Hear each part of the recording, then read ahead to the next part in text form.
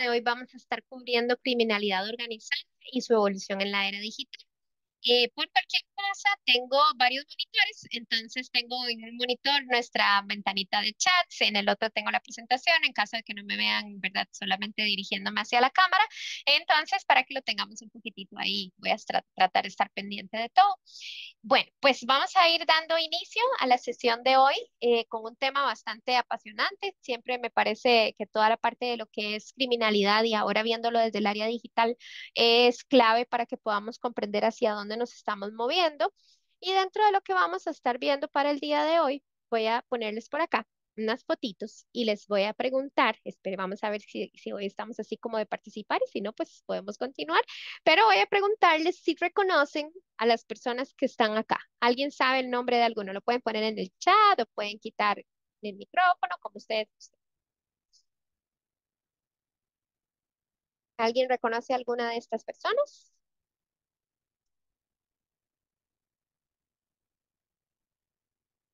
Ninguno. Vamos a ver si tengo por acá algo en el chat.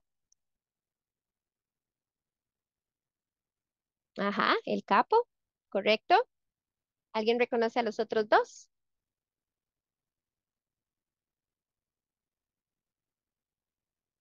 Bueno, pues por acá tenemos al Capone, Chapo Guzmán y Pablo Escobar. Vamos a ver por qué estamos, ¿verdad? Ahorita poniendo estas fotos como una referencia. Cuando nosotros pensamos, hablamos, tratamos de entender el crimen organizado, tenemos que buscar estas referencias que nos ayuden a comprender hacia dónde y cómo es que este crimen organizado, ¿verdad? Se ha ido evolucionando.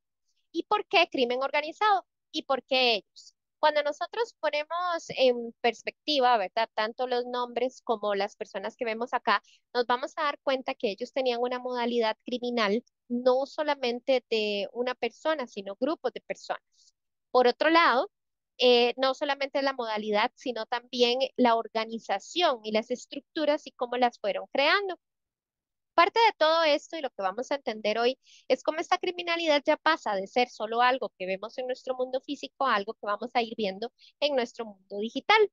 Entonces, por acá tenemos a Pablo Escobar, que sabemos que Pablo Escobar de Medellín, creo que era de Medellín o es de Medellín, me parece, y todo lo que fue haciendo, ¿verdad? Estamos hablando de una época muchísimo anterior, yo creo que fue por ahí de los 60 que Pablo Escobar comenzó en la vida delictiva, ¿verdad? Y dentro de lo que tiene que ver con todo el crimen organizado, fue uno de los que creó el cartel de Medellín, empezó a comprender o a establecer, ¿verdad? Estas jerarquías, se empezó a involucrar en actividad política. Adicional a eso, también cuando inició el crimen, no inició el crimen como una delincuencia organizada como tal, sino empezó por medio del robo de vehículos. Entonces aquí vamos viendo, todos estos detalles son importantes conocerlos porque vamos viendo cómo evoluciona, ¿verdad? Tanto la criminalidad como el crimen, el criminal, y llega a ser en algunos casos crimen organizado. Bueno, pues hemos escuchado muchísimas noticias sobre el Chapo Guzmán, ¿verdad? Y que hay pues toda una banda que está detrás de él y dentro de esto podemos incluso pensar de las narcofamilias. Acá vemos que tienen todo lo que tiene que ver con el cartel de Sinaloa, ya hablamos de carteles, ya no hablamos solamente de una delincuencia de, ¿verdad? Un robo de automóviles o que hago esto, sino que ya es un tema mucho mayor, con una amplitud mucho mayor.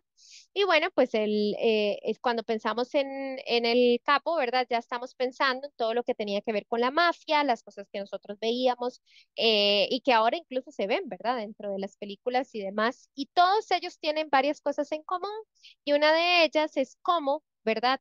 Crearon carteles y cómo crearon delincuencia organizada.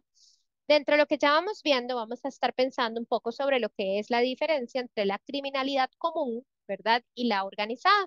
Cuando pensamos en las diferencias como tal, vemos la criminalidad común como los robos, hurtos, las cosas que se vienen dando como vandalismo, ¿verdad? En muchísimos de los casos, incluso cuando hablamos de robo de automóviles o cosas que tengan que ver con fuerza, ¿verdad? Y demás, todavía podríamos verlo como una criminalidad común. el factor que viene a jugar o a tener una clave va a ser en la organización detrás del delito, de la comisión del delito. Pero bueno, cuando vamos a devolvernos un poquitito a la común. Entonces aquí vemos que este tipo de delito es cometido por medio de individuos, ¿verdad? O pequeños grupos de individuos. No estamos hablando de una estructura organizacional compleja, no estamos hablando de roles, tal vez van a haber uno o dos roles nada más para términos de, pues de ejecución de los actos delictivos, pero no hay en sí una comunidad, o no comunidad, sino como un grupo organizado. Entonces, vemos de eso que venimos a motivaciones personales inmediatas. Esto significa que muchas veces es porque quiero obtener dinero, quiero esto, entonces yo voy a proceder y voy a cometer el acto delictivo. En algunas otras ocasiones, pues temas de conflictos intrapersonales, algunas veces es por un tema de llenar ciertos vacíos, ¿verdad? Dependiendo del tipo de criminalidad, llenar esto de que, mira, yo me siento bien y como decimos en Costa Rica, me siento muy cool de venir y cometer un delito, ¿verdad? Entonces ya aquí estamos hablando de delincuencia común. O en muchos casos, también cuando estamos hablando de impulsividad. Entonces, cuando venimos y por un tema algo ocurre y en ese algo que ocurre, venimos y cometemos un robo, un hurto o incluso, ¿verdad? Un homicidio y demás.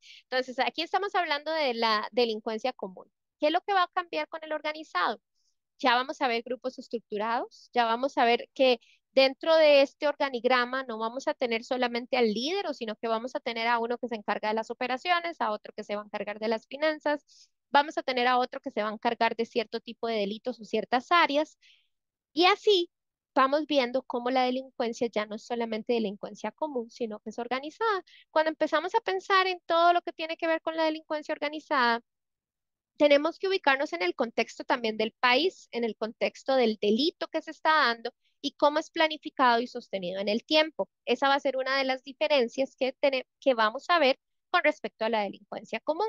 Si pensamos en lo que es delincuencia organizada, vamos a ver que esto se mantiene por años. Cuando hablábamos ahora del Chapo Guzmán, por ejemplo, vemos que empezó trabajando en el cartel de Guadalajara, luego pasó al cartel de Sinaloa, ya luego vimos que tuvo una trayectoria ya no solamente desde 1970, 80, sino que fue evolucionando, ya reclutó a sus familiares, reclutó amigos, reclutó hijos, entonces ahí vemos que hay una jerarquía y podemos incluso pensar en las narcofamilias.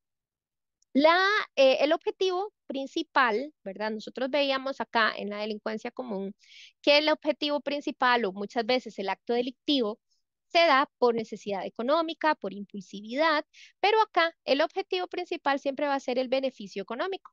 Entonces, el dinero, obtener dinero siempre va a ser el objetivo número uno.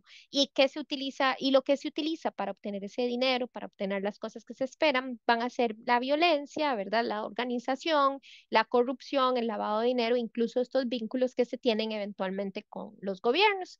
Y algunos ejemplos del crimen organizado van a incluir el narcotráfico, la trata de personas, el contrabando y los carteles. Vamos a ir a la siguiente diapositiva. Ya entendiendo un poco más, ¿verdad? Lo que es el crimen organizado con respecto al crimen común. Entonces ahora nos tenemos que como trasladar y decir, ok, si en este mundo físico estamos viendo distintos tipos de crímenes, estamos viendo que ya no solamente tenemos sicariatos, sino que tenemos organizaciones que venden sus servicios como sicarios, ¿verdad? En nuestro mundo físico, ¿cómo es que lo digital va a funcionar o qué es lo que está pasando en el área digital? Entonces aquí es donde vemos que el crimen organizado ya va evolucionando y no solamente se va a ver lo que ya hemos entendido al día de hoy, sino que vamos a evolucionar a otros tipos de crímenes que nos van a empezar a afectar y que van a ser también de igual manera con una jerarquía, con una estructura, de una forma organizada. Cuando tenemos acá digitalización del delito, vamos a ir comprendiendo las diferentes herramientas que tenemos por ahí, pero con el mismo objetivo. Si nosotros lo que queremos es un beneficio económico, ¿verdad? En el caso de hace un momento que hablábamos de la delincuencia organizada, como el beneficio económico era parte o el objetivo principal, entonces ahora vamos a trasladar ese objetivo principal a la vida digital. Entonces vamos a ver la estafa. vamos a ver la extorsión y vamos a ver la trata de personas. ¿Cómo se podría dar la trata de personas en la parte digital? De muchísimas formas. Incluso podemos ver aplicaciones que están cifradas para que el tráfico humano no sea detectable de una manera fácil. Podemos ver incluso en la trata de personas por medio del grooming, que el grooming es, ¿verdad? Los adultos o personas que se hacen pasar por jóvenes y lo que hacen es contactar a menores de edad y los empiezan a endulzar, empiezan a hablarles cosas y demás, y entonces de un pronto a otro concretan una cita y cuando concretan esta cita, desafortunadamente, muchas veces las muchachas o los muchachos desaparecen y cuando desaparecen se dan cuenta que fueron víctimas de trata de personas. En algunos casos, cuando se da el grooming, no solamente son víctimas de trata de personas, sino que también tienen todo un proceso de que no es trata como tal, pero sí pasan por una violación, por sextorsión. Entonces, si vemos cada uno de estos delitos o estas actividades delictivas, cada una de ellas podría llegar a tener muchísimas aristas o concentrarse en una como tal. Cuando pensamos, ¿verdad?, en la trata de personas, entonces ahora vamos a devolvernos un poco en cómo es que funciona o cómo funcionaba la trata hasta hace un tiempo. Era más como ¿verdad? En el mundo físico, muchísimos casos venían, una persona quedaba encerrada, esta persona ya era pues víctima de trata y simplemente desaparecía y después de un tiempo, algunas veces, dependiendo de las efectividades o de la efectividad del país, se podía conseguir dónde estaban las personas. Ahora, en vez de llegar y, ¿verdad?, secuestrar un bus o tomar un bus para poder llevarse a las personas, ya ahora con solo el hecho de poder abordar a las personas por medio del internet, endulzarlas y demás, se pueden incluso ir creando grupos y desaparecen después de que concretan citas por medios digitales. Luego tenemos la estafa. Antes teníamos, ¿verdad? Todo lo que tenía que ver con empresas fantasma. Entonces se creaba la empresa Patitos S.A. y de pronto esa empresa tenía un capital y aunque no se veía que la empresa estaba haciendo nada, pues la empresa tenía un capital. Ahora, al día de hoy, tenemos muchísimas otras formas en las que la delincuencia organizada se va evolucionando en la parte digital. Una de ellas es por medio de las criptomonedas. Las criptomonedas son aquellas monedas digitales que antes o hace algunos años eran solamente los Bitcoin. Ahora no solo son los bitcoins, sino que hay muchísimas monedas, muchos nombres de verdad distinta, una diversidad bastante grande en monedas digitales. Y dentro de esto también tenemos las billeteras digitales. Entonces, ¿qué es lo que se hace ahora? Bueno, pues en vez de utilizar empresas fantasmas y poner pues montos en empresas fantasmas o decir que X empresa está teniendo cierta actividad económica, ahora se utilizan las criptomonedas para lavar el dinero y dejar el dinero ahí pensando en que no se puede rastrear fácilmente, lo cual no es correcto en el sentido del rastreo porque siempre se puede rastrear de formas fáciles la información, ¿verdad? O tal vez no tan fáciles, puede ser que se interrumpa un poquitito el cómo, la facilidad con la que se rastrea, pero sin embargo, siempre se va a poder rastrear. Ahora, con respecto a las criptomonedas y los wallets anónimos, cuando se utilizan para delinquir, generalmente es un poquitito más complicado a la hora de buscar prueba, probar que efectivamente es para un lavado de dinero. Sin embargo, ahora hay muchísimas herramientas que nos ayudan a nosotros a llegar a la conclusión de que sí es un lavado de dinero o no. Y ahora vamos a ver la extorsión. Entonces, cuando nosotros pensamos en el mundo físico, lo que vivíamos día a día en la criminalidad organizada, teníamos los secuestros. Entonces teníamos un secuestro extorsivo. Dentro del secuestro extorsivo teníamos una persona que se apoderaba, ¿verdad? O privaba de su libertad a otra y en esa privación de libertad lo que hacía era solicitar dinero a cambio de la libertad como tal. Ahora, esto ocurre también en forma digital. No sé si han escuchado en algunos de sus países, pero ahora ocurre también que tenemos el ransomware. Entonces ya probablemente no es por medio de una persona, sino también que viene y vamos a cifrar y vamos pues quitarle la libertad de estar ahí a sistemas que estén trabajando, como los web, como los datos, pagos digitales y varias cosas que pueden ser víctimas de lo que es la extorsión como tal o el secuestro, que comúnmente en la parte digital es conocido como ransomware. Ahora, en términos del delito, ¿verdad? Y cómo el delito se va digitalizando, quisiera preguntarles para, ¿verdad? Como hacer un poquitito de lluvia de ideas, y puede ser en el chat si gustan, qué han pensado o qué creen que pueda pasar o qué han visto en sus países con respecto a la inteligencia artificial y el delito. Si han visto algún caso, han escuchado de algo, saben un poco cómo la inteligencia artificial viene a jugar un papel también, así como hay muchas cosas positivas, pues de todo tiene su lado negativo. Entonces quisiera ver si tienen algo para compartir, algún tipo de caso, algo que hayan visto.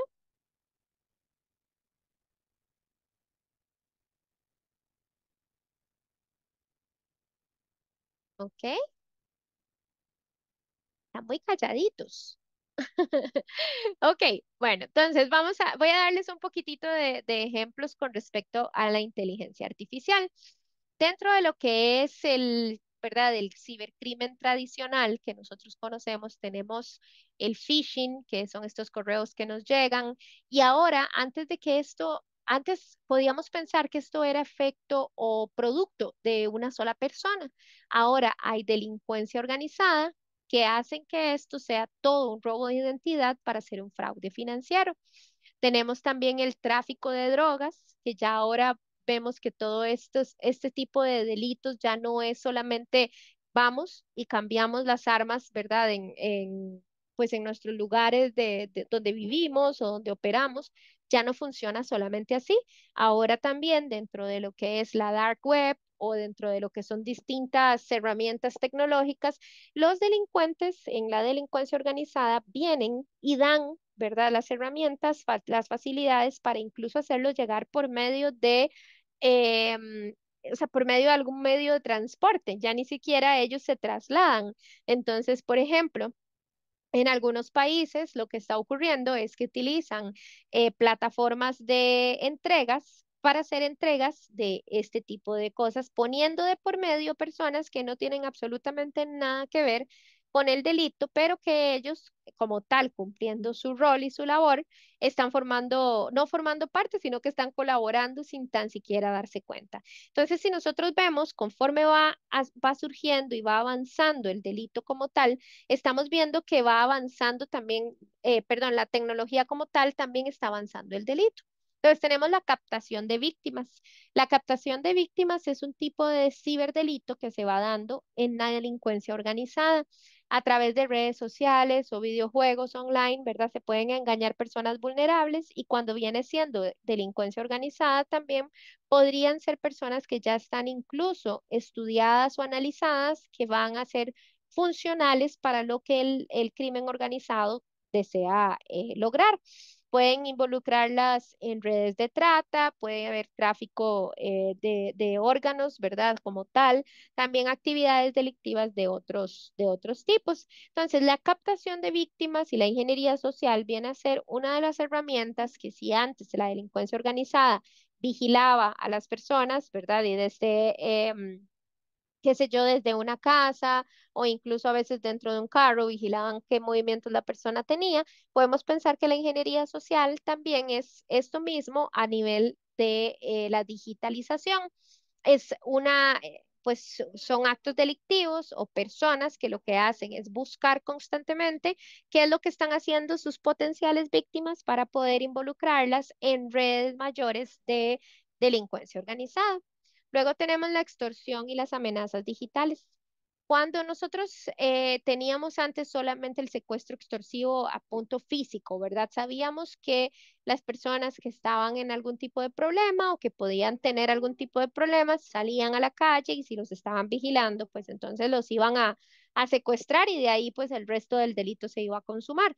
Ahora, cuando nosotros vemos la extorsión y las amenazas digitales, sabemos que muchas veces ni siquiera se requiere salir como tal de la casa. ¿Por qué? Porque si estamos hablando de una extorsión por medio de lo que ya se ha obtenido, acá es donde se empieza la amenaza de publicación de cosas que se hayan compartido entre dos o más personas.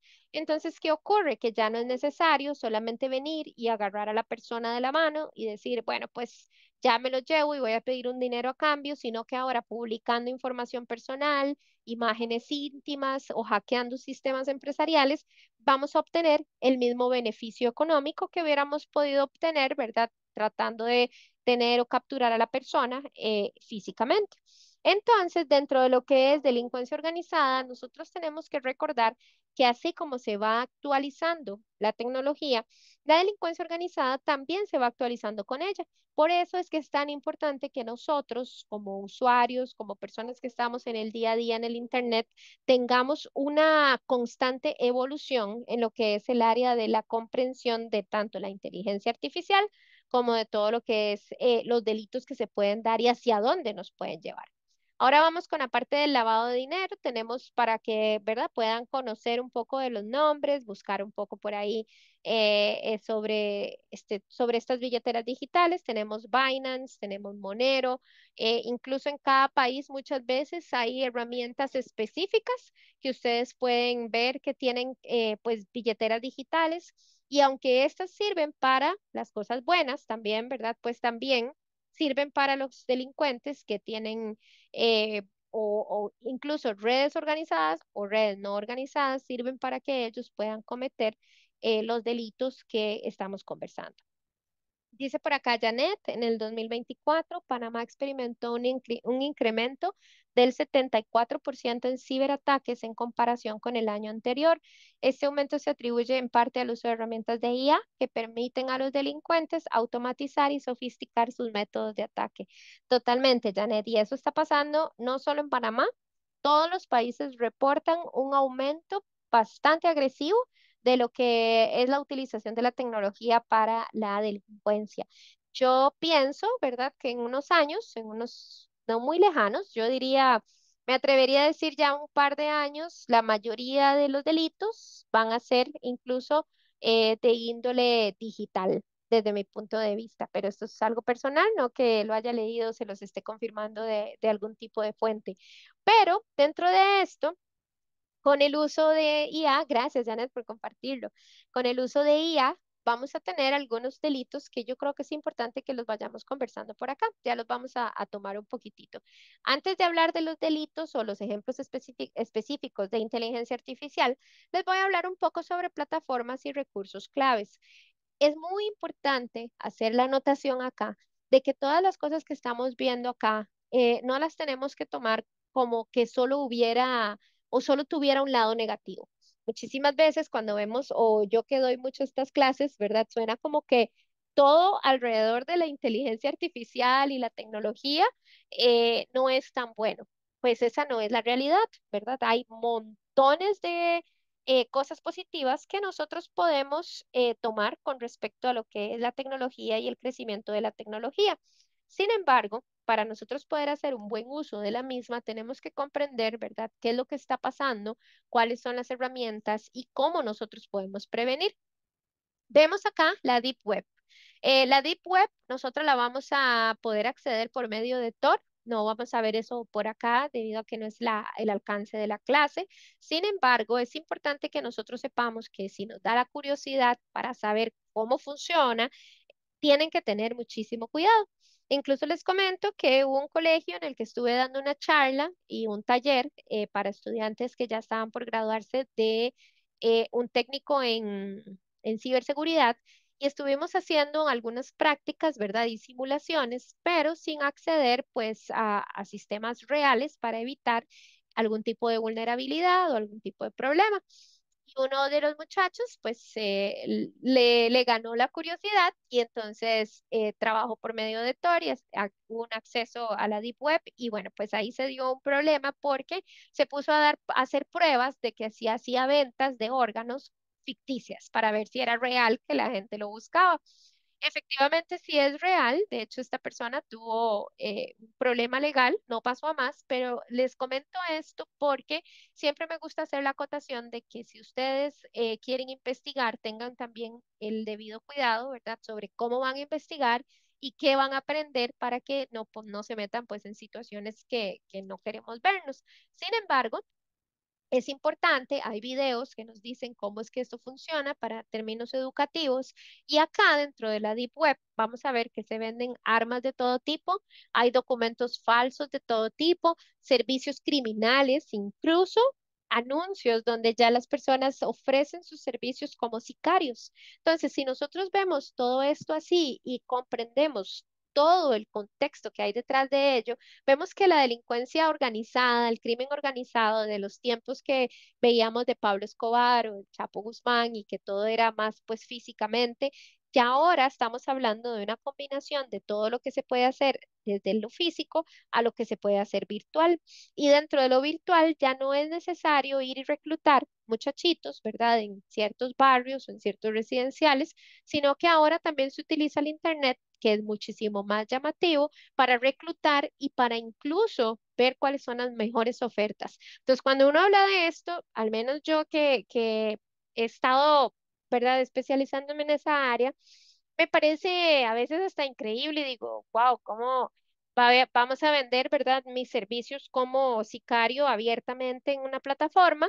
Y sinceramente, eso es parte de lo que nosotros vamos a ir viendo más y más. Por eso es importante comprender cómo funciona, desde dónde funciona y demás. Vamos con el mismo concepto, la misma base cuando pensamos con las criptomonedas.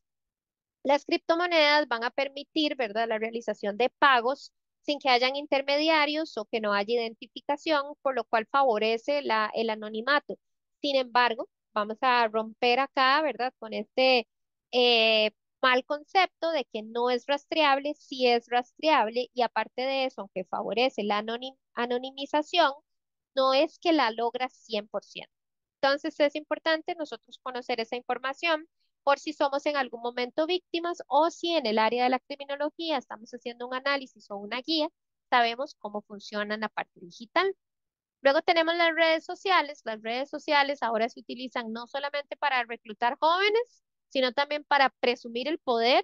Y estoy casi segura que si les hiciera por acá como una mesa redonda, todos hemos visto en perfiles donde tal vez los muchachos, los jóvenes se toman fotos con armas de grueso calibre o con armas ¿verdad? Que lo que hacen es presumir para poder generar este miedo y poder reclutar también personas en las redes sociales.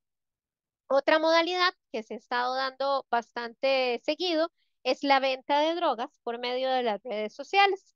Súper, a mí en lo personal me genera, creo que es como una tristeza porque quiere decir que ahora todo lo que tiene que ver con la parte delictiva y la facilidad de obtener las cosas que nos hacen mal, ¿verdad? Esa facilidad incluso está en las redes sociales. Entonces acá es donde vemos que los delincuentes o el crimen organizado no se va a quedar quedito, no va a quedar en un solo lugar, sino que siempre va a crecer. Y por eso es que es importante nosotros, como estudiosos o personas que nos hemos dedicado en la parte de comprender y entender el comportamiento social, la criminología y el comportamiento delictivo, comprender cómo vamos a recabar todos estos datos, cómo se recaba la información para ir teniendo un poco más de contexto amplio sobre lo que, ¿verdad? Sobre lo que la delincuencia va a lograr y hacia dónde va a llegar. Y bueno, pues tenemos también las herramientas de cifrado.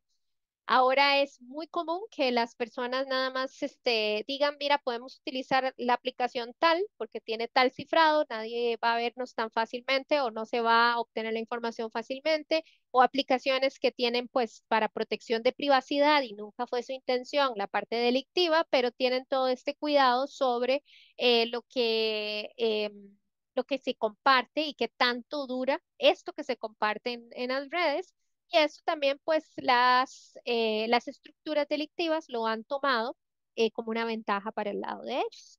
Entonces, vamos a ver, Luz Mila dice, las empresas de remesas de dinero también contribuyen con el lavado de activos porque muchos de ellos realizan giros relacionados en cantidades altas de dinero. Esto para la parte más como, según lo estoy entendiendo, como lo que no todavía no digital, ¿verdad? Estamos hablando más como en la parte física. Luzmila, si quieres me lo puedes responder ahí en el chat, no hay ningún problema, pero para entender un poquitito el contexto del comentario. Entonces, dentro de todo lo que tiene que ver con el delito, la evolución del delito, nos va a llevar también a tener una nueva visión y a comprender también cómo está evolucionando el delincuente y cómo el delincuente no solamente está evolucionando en términos de la tecnología, sino también en términos de la delincuencia organizada. Vamos a ver ahora sí lo que estábamos hablando hace un momentito, el crimen como servicio. Cuando uno hablaba de esto hace muchos años, uno decía, sí, podría suceder, pero no está ahí todavía. Ahora sí, la profesionalización del delito digital se subcontrata. ¿Qué quiere decir esto? Que ahora ya nosotros podemos acceder a algunas páginas, algunas redes y podemos incluso contratar, ¿verdad? A estos hackers por encargo, podemos contratar falsificadores digitales, podemos contratar personas que nos ayuden con el ransomware como servicio, o sea, que nos ayuden ya sean haciendo este secuestro de datos de personas, pero desde el punto digital. Entonces podemos ver cómo se mueve el delito y la delincuencia organizada. Antes solamente teníamos, ¿verdad?, a las personas dentro de lo que era su barrio, su lugar de residencia, y entonces ahí era donde se contrataban. Ahora no, ahora lo hacemos o lo tenemos ya no solamente físico, sino que también lo tenemos a nivel digital.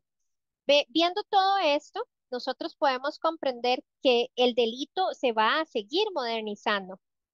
Y aparte de seguirse modernizando, vamos a ver que la inteligencia artificial nos va a traer distintos tipos de delito que van a ser un poco más complejo el monitoreo, pero adicional a eso van a lograr también que nosotros como personas, como usuarios, como criminólogos, lleguemos a un punto en el cual entendamos cómo prevenirlo también. Para la parte de la inteligencia artificial, les voy a traer un poquitito de información acá. ¿Me permiten un segundo?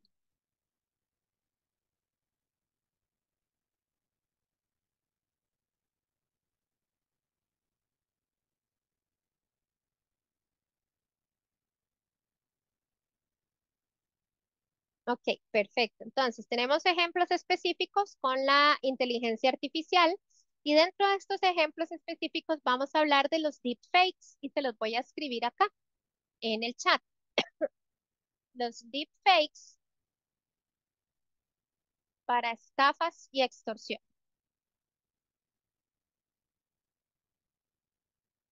Ok, por acá se los mandé al chat. En los deepfakes van a ser todos esos videos o audios que se falsifican con inteligencia artificial. Esa falsificación es lo que conlleva o en lo que va a encapsular es la utilización de la voz o de la imagen, ¿verdad? De las personas para extorsionar. Y aparte de esta extorsión, entonces ya viene y busca la estafa. ¿Qué es lo que sucede? Si un estafador o una persona, un delincuente viene y dice, voy a utilizar este audio con la voz de demos un supuesto que yo soy dueña de una empresa muy grande, entonces van a utilizar el audio con mi voz para ordenar unas transferencias bancarias, entonces van a poder hacerlo. ¿Por qué? Porque la persona que recibe ese audio va a creer que efectivamente es Magali la que está escribiendo, mandando el audio para decir, necesito estas transferencias de manera urgente para tal y tal cliente. Y esto ya está sucediendo y va a ir sucediendo todavía muchísimo más. Luego, otra de las cosas que vamos a ver con la inteligencia artificial es la automatización, pero voy a escribir también por acá, automatización de ataques cibernéticos. Entonces, ¿por qué todo esto viene a ser un punto súper importante? Porque conforme vamos avanzando en todo lo que tiene que ver con la inteligencia artificial, estamos avanzando también con la criminología. Y entonces la criminología, el derecho y todas las áreas se están viendo totalmente y directamente eh, impactadas por la tecnología como tal. Si no nos actualizamos, vamos a ir quedando por detrás en términos del crecimiento profesional y no vamos a saber cómo defender o cómo llegar a tener un perfilamiento basándonos en toda esta parte. Por ejemplo, con la automatización, hay ciertos bots o chats, ¿verdad? Que lo que hacen es crear o identificar que hay una vulnerabilidad en redes corporativas y van a lanzar ataques automatizados sin que haya una intervención humana, sino que van a automatizar que lleguen estos ataques cibernéticos. Y esto lo hacen redes organizadas, es delincuencia organizada. Generalmente ya no es solo una persona que lo está haciendo, sino un grupo de personas y delincuencia organizada que está detrás de ello. Luego tenemos fraudes financieros y también tenemos creación de contenido malicioso a gran escala. La creación de contenido malicioso a gran escala nos va a traer también otras situaciones, tal vez un poco más de, en la parte personal, incluso puede escalar a lo que es ya el crimen organizado, pero por ahorita vamos a brincarlo un poquito en la parte de, en esta parte. Vamos a irnos a casos reales de crimen organizado digital. Ahora, dentro de los casos reales, vamos a empezar con Lazarus. Entonces, con Lazarus vamos a ver que es un grupo de cibercriminales que ha sido vinculado al régimen de Corea del Norte. Cuando nosotros vemos todo el crimen organizado, tenemos una cara. Anteriormente, con lo que vimos, ¿verdad? Las fotos que les puse, tenemos un rostro a lo que creemos que son los nombres de los cárteles o lo que son los nombres, ¿verdad? Del crimen organizado o de las bandas. Aquí tenemos una gran diferencia. No tenemos un rostro. No es tan sencillo identificar un rostro, puesto que se hace por medios digitales y generalmente todos los líderes están con eh, roles distribuidos y no es tan sencillo venir y decir, ok, es una persona en específico. Habrán rostros, pero no es tan fácil o tan sencillo como los que tenemos ya para en los tipos de crimen organizado. Lazarus Group, ¿verdad? Opera al menos o por ahí desde el 2009 y es conocido por ataques cibernéticos que son sofisticados, que son una combinación de las motivaciones financieras como las políticas. Entonces vamos a pensar o vamos a ver un poco de los casos que Lazarus ha generado. Uno de ellos, el hackeo a Sony Pictures. Eso fue en el 2014 y esto fue una represalia por la película The Interview que era una sátira, ¿verdad?, al líder norcoreano. Se robaron datos confidenciales, correos internos y se causaron pérdidas millonarias. Entonces, cuando hacemos un análisis sociológico, criminológico, estamos viendo que esto fue un tema político que aparte de que son miles de millones de pérdidas y problemas internos de funcionamiento, se está haciendo solo porque hubo una película que satirizaba a un líder. Entonces, vamos viendo que la lucha de poderes, incluso en el crimen organizado, se está haciendo muchísimo mayor. Y no solo la lucha de poderes, cómo es que nosotros vamos a empezar a ver que los países como tal empiezan a tener ciertas guerras cibernéticas que entonces van a facilitar que el crimen organizado incluso se venda de una forma mucho más fácil. Entonces, y eso los dejo por ahí para que analicemos qué se nos ocurre en similitud, pero no vamos a entrar en temas específicos ahorita con el contexto político actual. Luego tenemos los ataques. Lazarus también fue responsabilizado por ataques a bancos, el de México, el de Chile, el de Bangladesh. Lo que hicieron fue utilizar el sistema SWIFT para robar millones de dólares mediante un montón de transferencias fraudulentas. Y luego tuvimos la difusión del ransomware WannaCry. Esto fue súper un boom, fue algo grandísimo que se dio. El WannaCry afectó a más de 200,000 sistemas en 150 países y paralizó hospitales, empresas, servicios públicos. Con esto nos dimos cuenta cómo el crimen organizado desde el punto de vista digital puede paralizar muchísimas de las cosas que hacemos hoy en día, que recibimos y servicios esenciales. Así que es súper importante que lo tengamos mapeado y lo comprendamos para poder también hacer un análisis criminológico sobre lo que estamos viendo. Ahora tenemos acá el cartel Jalisco Nueva Generación. Entonces, hemos escuchado probablemente todos en las noticias, hemos tenido una exposición a lo que es al menos el nombre y el cartel Jalisco Nueva Generación es uno de los más poderosos en México. Ha incorporado, ya ellos no se encargan solo de lo físico, solo de la venta de armas ilegales en lo físico, sino que ahora ellos han incorporado el uso de plataformas digitales para expandir la influencia y operar de manera más eficiente. ¿Qué ocurre con eso? Que ya esa influencia empieza a crear que todas las personas, ¿verdad?, que siguen este tipo de canales sientan hasta algún tipo de admiración. Entonces vamos a ver un fenómeno social distorsionado con respecto a lo que nosotros esperamos en la criminalidad, porque ya va a haber un gusto y en vez de una aversión, sino más bien se va a crear un gusto hacia todo este tipo de cosas. Las estrategias digitales que se han observado con el cartel Jalisco Nueva Generación son en TikTok, que han difundido videos mostrando armas, dinero, entrenamiento paramilitar como estrategia de propaganda, y no solamente esto, sino que también reclutan, porque lo que va a pasar es que hay muchos muchachos y muchos jóvenes que al ver ese montón de armas, ese montón de dinero, se van a sentir atraídos y ellos mismos van a buscar a los carteles, haciendo que sea mucho más fácil para ellos el reclutamiento. Luego tenemos las criptomonedas que las han estado utilizando para el lavado de dinero proveniente del narcotráfico, y las redes sociales, por supuesto, que les comentaba con la parte de reclutamiento, ¿verdad? De jóvenes con promesas de dinero fácil y un estilo de vida lujoso. Entonces, cuando nosotros empezamos a ver el comportamiento social y tratamos de compartir todo lo digital que está ocurriendo con lo que hemos visto en algún momento de César Lombroso, de cómo la escuela positiva hablaba del delito, quiénes podían ser delincuentes, y ahora vamos a estar viendo toda una revolución con respecto a con respecto a las bases para comprender quién delinque y por qué delinque. Vamos a brincar ahora a Revil y Conti, y dentro de estos vamos a ver que ellos trabajan más en el lado organizado para ransomware.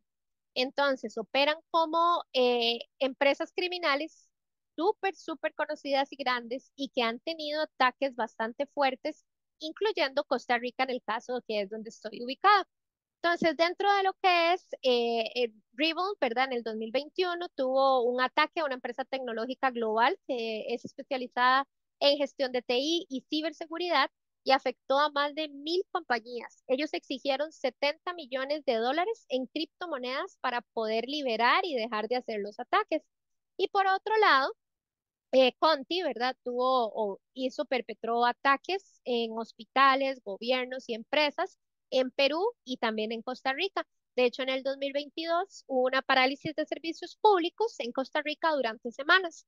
Y todo esto es lo que nosotros conocemos ahora como el ataque, como el crimen organizado en la parte digital.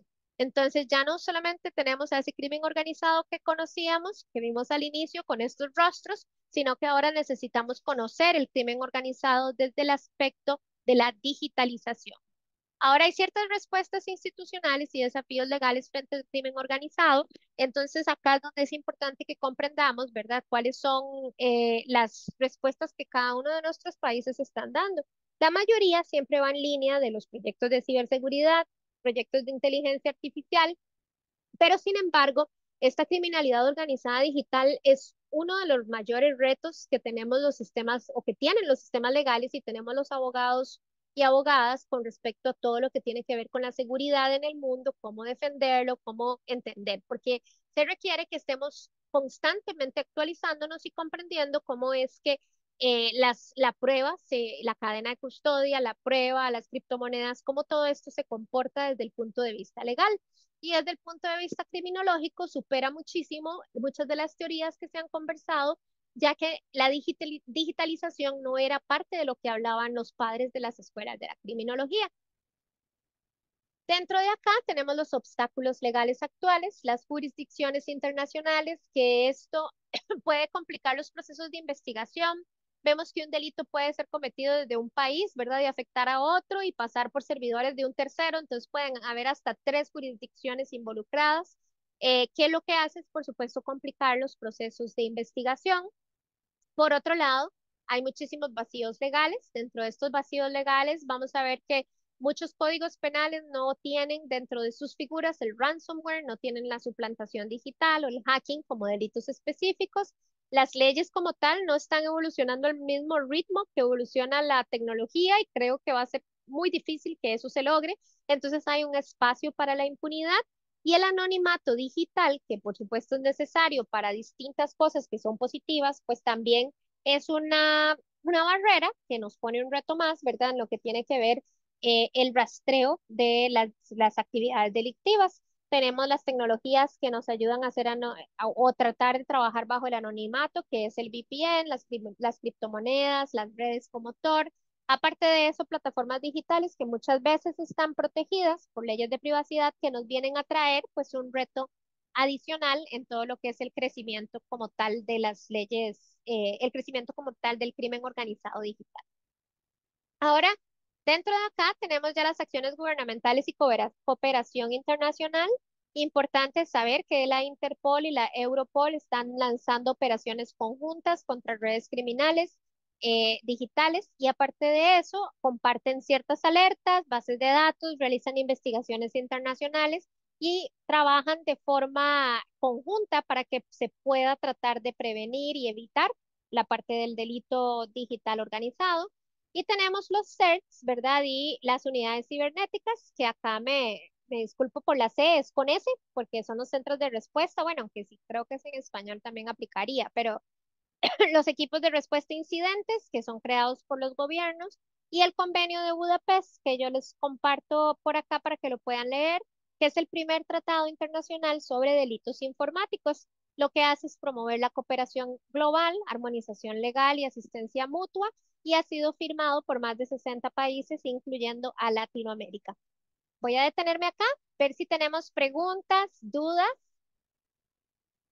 ¿Alguien quisiera agregar algo?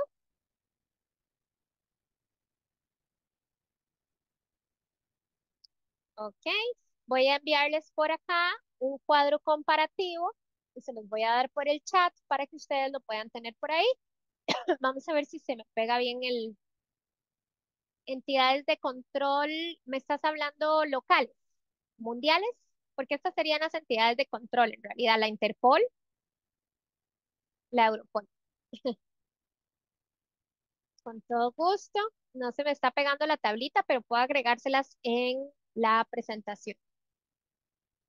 Y bueno, pues conclusiones. Acá tenemos el crimen organizado, ha sabido adaptarse al entorno digital, así que todos nosotros tenemos que adaptarnos también al entorno digital. La tecnología no solo facilita, sino que globaliza y complejiza la criminalidad. Sin embargo, recordemos, ¿verdad?, que aquí es porque estamos enfocándonos en la parte de la criminalidad y criminología, pero la tecnología tiene muchísimas cosas buenas y se requieren de nuevas estrategias criminológicas y legales para abordar. Si no tenemos ninguna pregunta o comentario, creo que estaríamos por el día de hoy. Por acá veo algunos comentarios de que todo está claro. Las entidades de control era lo que estaba mencionando Luzmila, Interpol y Europol, además de las asambleas legislativas o congresos de cada país, ¿verdad? Por medio de decretos de seguridad y el convenio de Budapest, que esos son también sistemas de control que nos pueden ayudar. Luzmila,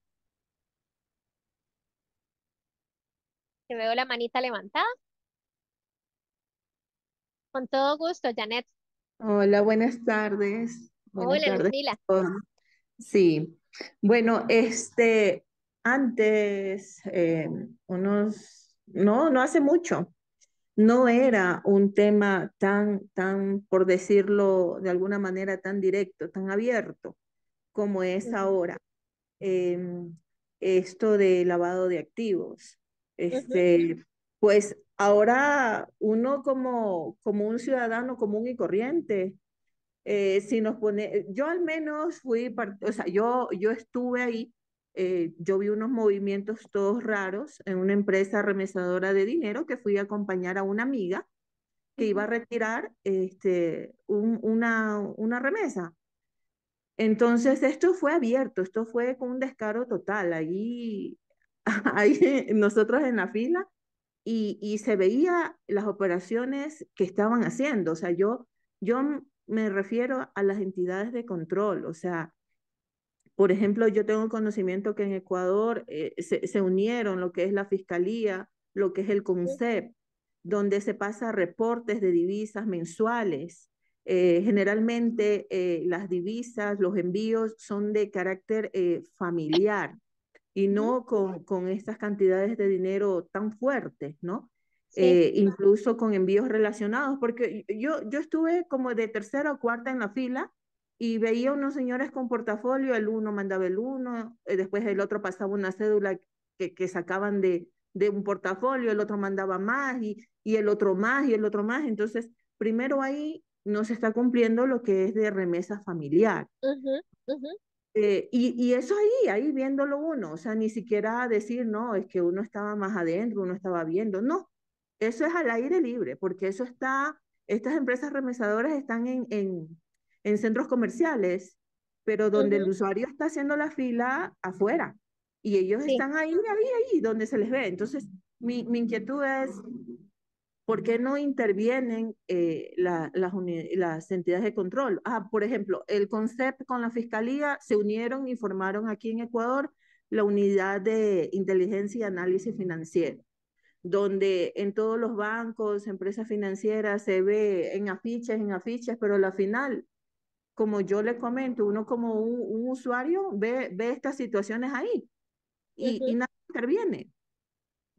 sí. Entonces, Sí, ujú, las actividades ahí o la parte de control definitivamente sería por medio de la fiscalía y dentro de lo que tiene que ver esta parte sí las denuncias porque muchas veces esto, por todo lo que hablábamos ahorita, anonimización, ¿verdad? Y todo lo que tienen los sistemas, muchísimas veces no es tan sencillo, pues, ¿verdad? Automáticamente darse cuenta. Hay alertas que sí llegan y hay cosas que sí llegan para poder decir algo está ocurriendo con estos movimientos, pero siempre, ¿verdad? Es importante no solo la denuncia de la población a la fiscalía, pero sino también la parte de entender cuáles son aquellas, pues, aquellas defensas, ¿verdad? Que tenemos a nivel de cada país. claro, sí.